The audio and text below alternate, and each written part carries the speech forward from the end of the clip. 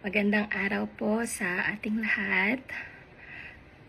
Gusto ko pong ipaabot ang aking pakikiramay sa pamilya mga Lindan at sa pamilya Sanoy, lalo na po kay Pastor John at sa ating mga kapatiran po sa LFC Kalumpit.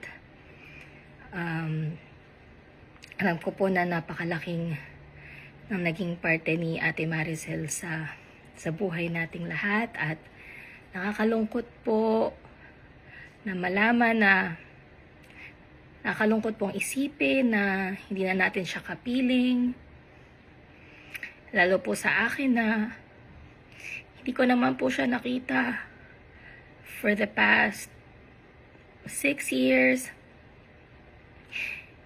at ang alaala ko lang po na mayroon sa kanya yung Ate Maricel na masaya, yung Ate Maricel na masigla, kaya hindi ko po lubos maisip na nawala na siya dito sa piling natin. Pero ang iniisip ko na lang po ay masaya na po siya sa piling ng ating Panginoon.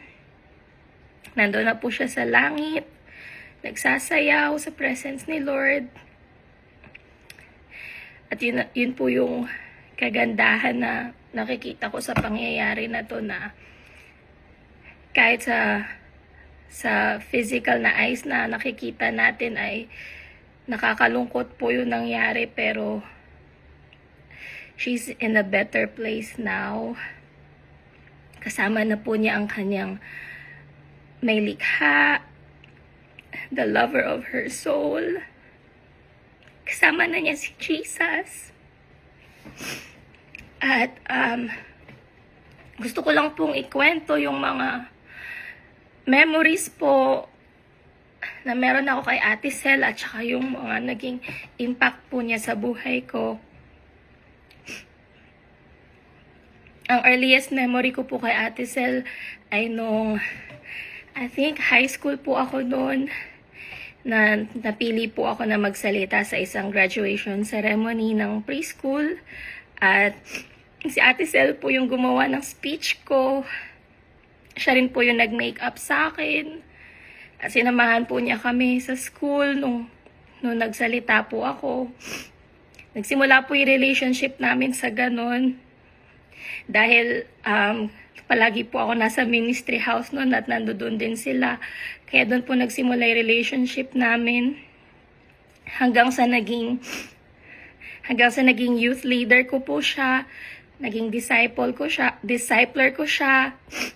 At naging youth pastor at mentor ko po siya. At napakalaki po ng naging parte ni Ate Sel sa aking spiritual growth. Talagang pag tumayo po siya sa harapan para mangaral ng salita ng Diyos ay talagang napaka-powerful po at napaka-anointed, at marami pa po siya mga preaching na hanggang ngayon ay naaalala ko at dala-dala ko pa po sa aking puso. Andiyan din po si Ate Maricel para magbigay ng mga advice, ng mga personal advice, lalo po pag nakikita niya na kailangan ng correction o kailangan ng gabay. Nandiyan po siya para kausapin ako. Nandiyan po siya nang dumaan po ako sa lowest stage ng buhay ko. Nakaalalay po siya sa akin, nasa tabi ko hanggang sa makabangon ako ulit.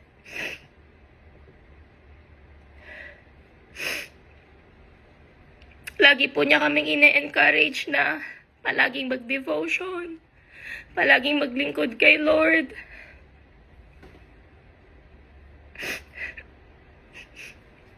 At yung relationship po namin nung kabataan ako ay hindi lang po every Sunday. Pero naalala ko po na hindi ko po alam kung naaalala ni Pastor John at ng ibang kabataan, pero dati po nagtinda kami ng siomay. Kami ng mga youth. Si ate sa lagi din po niya kami nililibre at pinapakain kapag imi-meet niya kami. Lagi po niya kaming dinadala para lumuwas kapag a-attend po kami ng revival nights. Si Ate Sel, hindi lang po siya naging spiritual mentor ko, pero naging parang nanay at kaibigan ko rin po talaga siya. Nung natuto po ako mag-drive ay naging driver din po nila ako. Naalala ko po may isang beses na nagsalita sila sa youth camp sa malayong lugar po at ako po yung nag-drive para sa kanila. Muntik na po kaming maligaw kasi madilim po nun eh, tsaka parang di po masyadong gumagana yung maps. Di ko po akalain na magiging sanoy rin po pala ako. Parehas po pala kaming magiging sanoy at magiging pastor's wife. At yung mga months po before ako nagpunta dito sa Amerika, before po ako nagpakasalay, napakarami din pong advice na sinabi sa akin ni Ate Sel sa pagiging pastor's wife at sa pagiging asawa ng isang sanoy, dahil parehas po na sanoy ang asawa namin. At nagpapasalamat po ako kay Lord na nabigay niya sa akin yung mga advice na yun, dahil nagamit ko po talaga yung mga advice na yun sa buhay may asawa.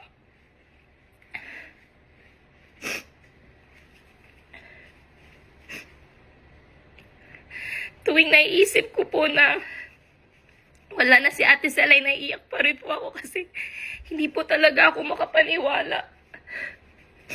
Kapag nakikita ko po yung picture niya sa lamay, yung nakangiti siya, yun po yung naaalala ko kay Ate Maricel.